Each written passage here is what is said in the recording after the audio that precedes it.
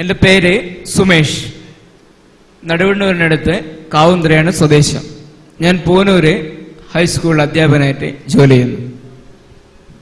എന്നെ ഈ വേദിയിലേക്ക് വിളിച്ചതും എൻ്റെ സഹപ്രവർത്തകനും ആരാധ്യനുമായ ശ്രീമാൻ ഉമ്മരി മാസ്റ്ററാണ്. അദ്ദേഹത്തിന് ഞാൻ ആദ്യമായി നന്ദി പറയുകയാണ്.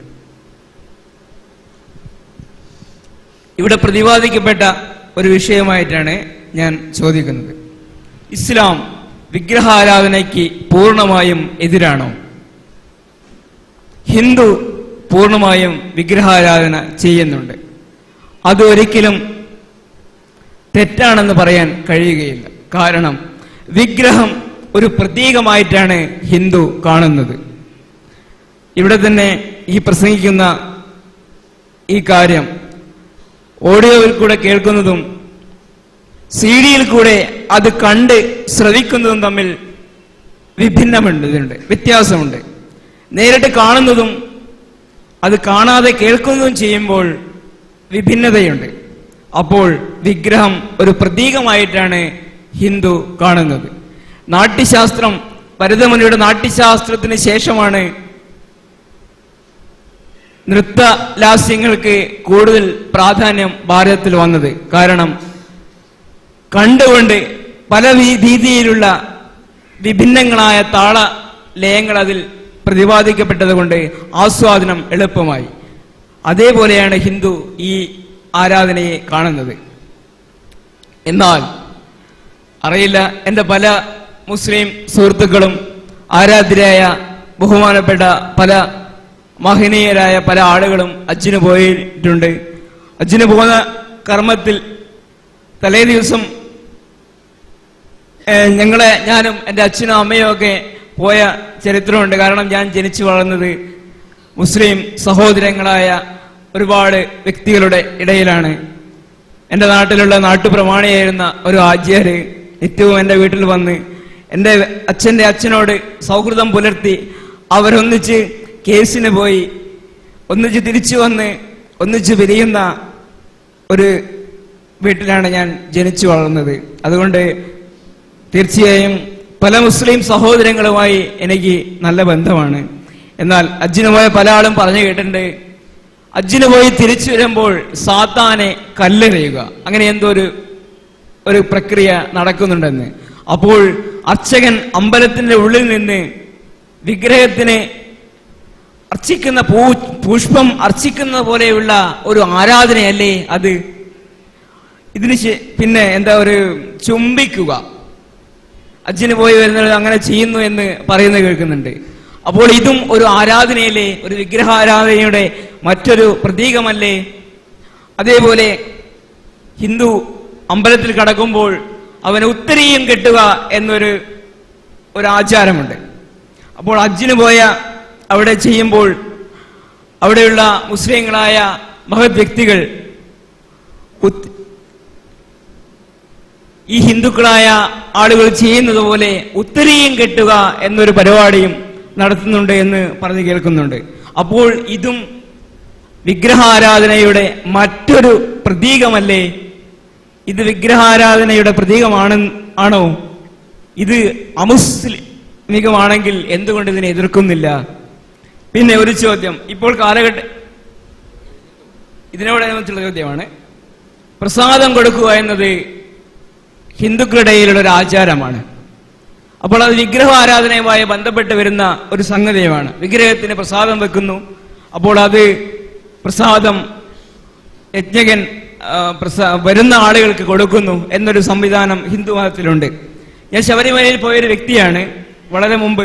അപ്പോൾ അവിടെ നിന്ന് ഒരു മതസഹിഷ്ണുതയുടെ ഒരു പ്രതീകമായിട്ട് നമുക്ക് വേണമെങ്കിൽ അതിനെ കാണാം. പക്ഷെ ഒരു വിശ്വാസത്തിന്റെ അടുത്തെത്തുമ്പോൾ അതൊരു തെറ്റല്ലേ എന്നാണ് ചോദ്യം. അവിടെ ഹിന്ദുക്കൾ ശബരിമലയിലേക്ക് പോകുമ്പോൾ അവിടെയുള്ള ബാവര് സ്വാമിയെ കാണാൻ പോകുന്നു. ബാവര് സ്വാമിക്ക് കാണിക്കയായിട്ട് കുരുമുളക് നിവേദ്യമായി കൊടുക്കുന്നു. അപ്പോൾ അവിടെ നിന്ന് അവിടെയുള്ള ഒരു മുസ്ലിം ശ്രേഷ്ഠനായ വ്യക്തി ഈ മുളക് കൊടുക്കുന്ന വ്യക്തിക്ക് തിരിച്ച് ഭസ്മം നുള്ളിക്കൊടുക്കുന്നു. ഇതൊരു ആരാധനയല്ലേ? വിഗ്രഹാരാധനയുടെ മറ്റൊരു പ്രതീകമല്ലേ? പിന്നെ ഖുർആനിൽ പറയപ്പെട്ടിട്ടുണ്ട്, നിനക്ക് ഹറാമായത് നീ മറ്റൊരാൾക്ക് ഹലാലായി ചെയ്യാൻ പാടില്ല എന്ന്. അപ്പോൾ നിനക്ക് പാടില്ലാത്തത് നീ മറ്റൊരാൾക്ക് ചെയ്യരുത് എന്നല്ലേ ഇതിന്റെ അർത്ഥം. അപ്പോൾ ഇത് പാടില്ലെങ്കിൽ എന്തിനാണ് ഇങ്ങനെ ചെയ്യുന്നത്? ഇത് അനിസ്ലാമികമാണെന്ന് എന്തുകൊണ്ട് മുസ്ലിങ്ങൾ പറയുന്നില്ല? മാന്യ സഹോദരൻ സുമേഷ് വിഗ്രഹാരാധനയുമായി ബന്ധപ്പെട്ട കുറേ ചോദ്യങ്ങളുടെ ഒരു ഭാണ്ഡ അഴിച്ചു വെച്ചിരിക്കുകയാണ്. അപ്പം അതിൽ എല്ലാ വിഷയങ്ങളും അതിൽ വന്നിട്ടുണ്ട്. ഒന്നാമതായി തന്നെ ഇസ്ലാം വിഗ്രഹാരാധനക്ക് എതിരാണ്, ഹിന്ദുമതമാകട്ടെ വിഗ്രഹാരാധന പഠിപ്പിക്കുന്നു എന്നാണ്. ഇവിടെ നമ്മൾ ആദ്യം മനസ്സിലാക്കേണ്ട ഒരു കാര്യം, ആ പരാമർശം തന്നെ പൂർണ്ണമായി ശരിയല്ല. ഇസ്ലാം എതിർക്കുന്നത് കേവല വിഗ്രഹാരാധനയെയല്ല, സൃഷ്ടിപൂജയെയാണ്. അത് വിഗ്രഹമാണെങ്കിലും അല്ലെങ്കിലും. ഒരാൾ ദൈവത്തെ ആരാധിക്കുന്നത് എതിർക്കുന്നത് സൃഷ്ടിപൂജയായതുകൊണ്ടാണ്. ചെടിയെയും ജന്തുക്കളെയും ആരാധിക്കുന്നത് എതിർക്കുന്നത് സൃഷ്ടിപൂജയായതുകൊണ്ടാണ്. വിഗ്രഹവും സൃഷ്ടിയാണ്, അതുകൊണ്ട് അത് എതിർക്കപ്പെടും. ഹിന്ദുമതം വിഗ്രഹാരാധനയെ അനുകൂലിക്കുന്നു എന്ന് പറഞ്ഞതും പൂർണ്ണമായി ശരിയല്ല. ഹൈന്ദവ ദർശനത്തിലെ ഒരു വിഭാഗം ഇങ്ങനെ വിഗ്രഹാരാധനയുമായി പോകുന്നു എന്നത് ശരി. പക്ഷേ ഹൈന്ദവ ദാർശനിക പ്രമാണങ്ങൾ വളരെ കൃത്യമായി തന്നെ പഠിപ്പിക്കുന്നത് സൃഷ്ടിപൂജ ശരിയല്ല എന്ന് പഠിപ്പിക്കുന്ന ആശയങ്ങൾ നമുക്ക് കാണാൻ കഴിയും. ഉദാഹരണത്തിന് ഈശാവാസ്യോപനിഷത്തിലെ 12ാമത്തെ ശ്ലോകം, അന്തം തമഹ പ്രവിശന്തി യേ സംഭൂതിമുപാസതേ തതോ ഭൂയ ഇവദേ തമ സംഭൂത്യാം രതഃ പറയുന്നത്, നശ്വരങ്ങളായ ദേവപിതൃമാനവാദികളെ ഉപാസിക്കുന്നവർ, അവയെ ആരാധിക്കുന്നവർ ഘോരമായ അന്ധകാരത്തിലാണ് പതിക്കുന്നത്. ആരാധിക്കപ്പെടേണ്ടത് അനശ്വരനായ പരമാത്മാവാണ്. അതേപോലെ തന്നെ യജുർവേദത്തിലെ 32ാമത്തെ അധ്യായത്തിലെ 8ാമത്തെ വചനപ്രകാരം ന തസ്യ പ്രതിമ അസ്തി, ആ സൃഷ്ടാവായ തമ്പുരാനെ കുറിച്ച് പറയുമ്പോൾ അവൻ യാതൊരു പ്രതിമയുമാക്കാൻ കഴിയാത്തവൻ, ഒരു പ്രതിബിംബവുമാക്കാൻ കഴിയാത്തവൻ എന്ന് പറയുന്നതിൽ നിന്ന് ഈ കാലഘട്ടത്തിലെ ഏറ്റവും പണ്ഡിതനായ, മഹാപണ്ഡിതനായി ഹൈന്ദവ പണ്ഡിതന്മാർ തന്നെ പരിചയപ്പെടുത്തുന്ന മഹർഷി ദയാനന്ദ സരസ്വതി അദ്ദേഹത്തിന്റെ വേദവ്യാഖ്യാനങ്ങളിൽ, വിശേഷിച്ചും അദ്ദേഹത്തിന്റെ സത്യാർത്ഥ പ്രകാശത്തിൽ 7ാമത്തെ സമുല്ലാസത്തിൽ വിഗ്രഹാരാധന എന്നത് വേദപ്രമാണങ്ങൾക്ക് വിരുദ്ധമാണ് എന്ന് സ്ഥാപിക്കുന്നുണ്ട്. അപ്പോ ഈ വചനങ്ങളുടെ അടിസ്ഥാനത്തിൽ അത് എന്റെ ഒരു വ്യാഖ്യാനമല്ല എന്നുള്ളതിനാണ് ഞാൻ അദ്ദേഹത്തെ ഉദ്ധരിച്ചത്. അപ്പൊ ഹൈന്ദവമാണ് 100% വിഗ്രഹാരാധന എന്ന് പറഞ്ഞാൽ അത് ശരിയല്ല. പിന്നെ വിഗ്രഹാരാധന ഖണ്ഡനം എന്ന് പറഞ്ഞിട്ട് മലയാളത്തിൽ തന്നെ ശിവയോഗിയുടെ പുസ്തകമുണ്ട്. അദ്ദേഹം ഭൗതികവാദിയായിരുന്നു, യുക്തിവാദിയായിരുന്നു എന്നുള്ള വാദങ്ങൾ ഉണ്ടെങ്കിലും പറയുന്നത് അങ്ങനെ വേദങ്ങളുടെ അടിസ്ഥാനത്തിൽ ഒരു യോഗിയായി അറിയപ്പെട്ടിരുന്ന വ്യക്തിയായ ശിവയോഗിയുടെ പുസ്തകമുണ്ട്. അപ്പോൾ ഞാൻ പറഞ്ഞു വരുന്നത്, വിഗ്രഹാരാധന എന്നതൊരു ഹിന്ദുത്വത്തിന്റെ ഒരു മൊത്തമായിട്ടുള്ള ഒരു ഐഡന്റിറ്റിയാണ് എന്ന വാദം ശരിയല്ല എന്ന്. ഇതൊന്നല്ല ചോദ്യത്തിന്റെ കാതൽ, എങ്കിലും കാര്യം മനസ്സിലാക്കണമല്ലോ എന്ന് വിചാരിച്ചിട്ട് പറഞ്ഞത്. ഇനിയുള്ളത്തെ പ്രശ്നം ഇസ്ലാം എന്തിനെ എതിർക്കുന്നു എന്നുള്ളതാണ്. ഒരു വസ്തുവിനെ പ്രതീകവൽക്കരിക്കുന്നത് തെറ്റാണ് എന്നല്ല ഇസ്ലാം പറഞ്ഞിട്ടുള്ളത്. പ്രതീകവൽക്കരണം തെറ്റാണ് എന്ന് പറഞ്ഞിട്ടില്ല. ആവശ്യമെങ്കിൽ പ്രതീകവൽക്കരണമാകാം, ചിലപ്പോൾ അനിവാര്യമായും വരാം പ്രതീകവൽക്കരണം. ഉദാഹരണത്തിന് ഇപ്പൊ ബലിപെരുന്നാൾ വരികയാണ്. ബലിപെരുന്നാളിന് ബലിയറുക്കുന്നു. റസൂലുള്ളാഹി സ്വല്ലല്ലാഹു അലൈഹി വസല്ലം പറഞ്ഞു, ബലിയറുക്കുമ്പോ ആ ബലിമൃഗത്തിന്റെ രക്തമോ മാംസമോ ഒന്നും അള്ളാഹുവിന്റെ അടുത്തെത്തുന്നില്ല, മറിച്ച് നിങ്ങളുടെ മനസ്സിന്റെ സൂക്ഷ്മതാ ബോധമാണ്, ഭക്തിയാണ് പടച്ച തമ്പുരാന്റെ എത്തുന്നത്. സത്യത്തിൽ ബലികർമ്മം ഒരു പ്രതീകവൽക്കരണമാണ് എന്ന് പറയാം. എന്താണ്? എന്റെ എന്തിനേയും ഞാൻ ബലിയെറുക്കാൻ സൃഷ്ടാവായ തമ്പുരാന്റെ കൽപ്പനയുണ്ടെങ്കിൽ എന്റെ എന്തിനേയും എന്റെ മകനെ വരെ ബലിയർക്കാൻ സന്നദ്ധനാണ് എന്ന് ജീവിതം കൊണ്ട് തെളിയിച്ച, പടച്ചവന്റെ കൽപ്പനക്ക് വിധേയമായി ഞാൻ എന്തും ചെയ്യാൻ സന്നദ്ധമാണ് എന്ന്, എന്തും ബലിയിറക്കാൻ സന്നദ്ധമാണ് എന്ന്, എന്ത് ത്യാഗത്തിനും സന്നദ്ധമാണ് എന്ന് ജീവിതം കൊണ്ട് തെളിയിച്ച ഇബ്രാഹിം നബി അലൈഹി സ്വലാത്തു വസ്സലാമിന്റെ ചരിത്രത്തെ ഉൾക്കൊണ്ടുകൊണ്ട് ഒരാൾ ബലിയിറക്കുമ്പോൾ ഞാൻ എന്തിനും സന്നദ്ധമാണ് എന്ന പ്രഖ്യാപനമാണ്. അതൊരു പ്രതീകവൽക്കരണമാണ്. പ്രതീകവൽക്കരണമല്ല തെറ്റ്, അത് സൃഷ്ടിപൂജയാകുമ്പോൾ തെറ്റാകും. സൃഷ്ടിപൂജ എന്നുള്ളത് അത് ഏത് തലത്തിലാണെങ്കിലും തെറ്റാണ് എന്നുള്ളതാണ് ഇസ്ലാമിന്റെ കാഴ്ചപ്പാട്. എന്തുകൊണ്ടെന്നാൽ സൃഷ്ടാവായ തമ്പുരാൻ സൃഷ്ടികൾക്ക് മുഴുവനും അതീതനായിട്ടുള്ളവനാണ്. നിങ്ങൾക്ക് ഈ സൃഷ്ടിയിൽ ഒന്നിലും അവനെ നിങ്ങൾ സങ്കല്പിക്കുക എന്ന് പറയുന്നത് അബദ്ധമാണ്, തെറ്റാണ്. എന്തുകൊണ്ടെന്നാൽ സൃഷ്ടാവുമായി താരതമ്യം ചെയ്യുമ്പോൾ നിങ്ങൾ എത്ര സുന്ദരമാക്കി ഉണ്ടാക്കിയ ശില്പമാണെങ്കിലും, എന്ത് തന്നെയാണെങ്കിലും അത് സൃഷ്ടിയാണ്, ഒന്നുമല്ല അത് സൃഷ്ടാവുമായി താരതമ്യം ചെയ്യുമ്പോൾ. പ്രതീകവൽക്കരണത്തിൽ തന്നെ നിങ്ങൾ നോക്കുക. എന്റെ വീട്ടില് എന്റെ സ്വീകരണ മുറിയിൽ ഞാൻ വലിയ ഒരു ഫോട്ടോ വെച്ചിട്ടുണ്ട്. ആ ഫോട്ടോയിൽ എന്താ, ഒരു ആൾക്കുരങ്ങിന്റെ ഫോട്ടോയാണ്. ഒരാൾ ചോദിക്കുകയാണ്, എന്തിനാ ഈ ആൾക്കുരങ്ങിന്റെ ഫോട്ടോ വെച്ചത്? ഞാൻ എൻ്റെ വാപ്പാനെ ഓർമ്മിക്കാൻ വേണ്ടിയാണ്. എന്താണത്? നിങ്ങളെല്ലാരും ഒരു പുച്ഛത്തോടു കൂടി നോക്കുന്നത്. എന്റെ പിതാവിനെ ഓർമ്മിക്കുവാൻ വേണ്ടി ഞാൻ ആൾക്കുരങ്ങിന്റെ ഫോട്ടോ വെച്ചാൽ ആ പ്രതീകവൽക്കരണത്തിൽ വമ്പിച്ച എന്തോ ഒരു അബദ്ധം ഉണ്ടെന്ന് നമുക്ക് മനസ്സിലാകുന്നു, അല്ലേ? സൃഷ്ടാവുമായി താരതമ്യം ചെയ്യുമ്പോൾ ഏത് സൃഷ്ടിയും, അത് എത്ര ഉന്നതനാകട്ടെ അധമനാകട്ടെ, അവൻ സൃഷ്ടാവുമായി പ്രതീകവൽക്കരിക്കപ്പെടുവാൻ ഒരിക്കലും അർഹനല്ല. നമ്മൾ എന്തെങ്കിലും ഒരു ചിത്രം വെക്കുന്നു, അല്ലെങ്കിൽ ഒരു വിഗ്രഹം വെക്കുന്നു, ആ വിഗ്രഹത്തിൽ സൃഷ്ടാവിനെ സങ്കല്പിച്ചുകൊണ്ട് ആരാധിക്കുന്നു എന്നാണ് ബഹുമാന്യ സുഹൃത്ത് ഇവിടെ അവതരിപ്പിക്കാൻ ശ്രമിച്ചത്. പക്ഷെ അവിടെ എന്താണ് സംഭവിക്കുന്നത്? എന്തായിരുന്നാലും അതൊരു സൃഷ്ടിയാണ്. ആ സൃഷ്ടിയിൽ സൃഷ്ടാവിനെ പ്രതീകവൽക്കരിക്കുന്നത് തന്നെ അബദ്ധം. പിന്നെ നമ്മൾ ആരാധിക്കുമ്പോൾ എന്ത് സംഭവിക്കുന്നു? ആ സൃഷ്ടിക്ക്, ആ പ്രതീകവൽക്കരണത്തിന് പിന്നിലൊരു ചരിത്ര യാഥാർത്ഥ്യമുണ്ട്. ആ ചരിത്രമാകട്ടെ ഐതിഹ്യമാകട്ടെ, ആ ഐതിഹ്യപ്രകാരമുള്ള ഗുണങ്ങൾ മുഴുവനും അതിൽ ആരോപിക്കുകയും ചെയ്യുന്നു. അവിടെ സൃഷ്ടാവിന്റെ കുറിച്ചുള്ള ചിന്ത തന്നെ പരിമിതമാവുകയാണ്, വികലമാക്കപ്പെടുകയാണ്. ഉദാഹരണത്തിന്, ഒരു കൃഷ്ണഭക്തനാണെങ്കിൽ ആ കൃഷ്ണനെ ആരാധിക്കുമ്പോൾ എന്തായിരുന്നാലും കൃഷ്ണ വിഗ്രഹത്തിന്റെ മുന്നിൽ നിന്ന് ആരാധിക്കുന്ന സമയത്ത് അവന്റെ ഹൃദയത്തിനകത്തുള്ളത് രാസലീലകൾ അടക്കമുള്ള, ഗോപികാ വസ്ത്രപഹരണം അടക്കമുള്ള കൃഷ്ണ ലീലകളാണ്. അവിടെ ഞാൻ ആ കൃഷ്ണലീലകളെ പല വ്യാഖ്യാനങ്ങളുണ്ട്, ഞാൻ അങ്ങോട്ടൊന്നുമല്ല പോണത്. പക്ഷെ എന്തായിരുന്നാലും സൃഷ്ടാവായ തമ്പുരാനെ കുറിച്ചുള്ള സങ്കല്പനങ്ങളിൽ നിന്ന് വ്യത്യസ്തമായി ഒരു സൃഷ്ടിയെ, വിശേഷിച്ചും ഒരു ഐതിഹ്യവൽക്കരിക്കപ്പെട്ട ഒരു സൃഷ്ടിയെ ഹൃദയത്തിൽ സമർപ്പിക്കുമ്പോൾ അവിടെ എന്ത് സംഭവിക്കുന്നു? നമ്മുടെ ഹൃദയത്തിനകത്തുള്ള സൃഷ്ടാവിനെ കുറിച്ചുള്ള ചിന്തയും അവനുള്ള സമർപ്പണവും അതിന് അവശോഷണം സംഭവിക്കുകയാണ്. അതൊരിക്കലും സൃഷ്ടാവായ തമ്പുരാൻ ഒരിക്കലും പൊറുക്കുകയില്ല എന്നാണ് ഇസ്ലാം വിശ്വസിക്കുന്നത്, ഖുർആൻ പറയുന്നത്. ഒരു സൃഷ്ടിയോട് നിങ്ങൾ ആരാധിക്കുന്നുവെങ്കിൽ പൊറുക്കൂല എന്ന് പറഞ്ഞാൽ അത് വെറുതെയുള്ള പടച്ച തമ്പുരാന്റെ ഒരു അഹങ്കാരമാണോ? തീർച്ചയായും അഹങ്കരിക്കുവാൻ ഏറ്റവും അർഹതപ്പെട്ടവ അല്ലാഹു തന്നെയാണ്, സംശയമൊന്നുമില്ല. പക്ഷേ ഇത് മനുഷ്യനെ തന്നെ അധമത്വത്തിലേക്ക് കൊണ്ടുപോകുന്നു എന്നുള്ളതാണ് പരിശുദ്ധ ഖുർആൻ പഠിപ്പിക്കുന്നത്. എന്തുകൊണ്ടെന്നാൽ നിങ്ങളെ അത്യുന്നതനാണ് മനുഷ്യ സൃഷ്ടി.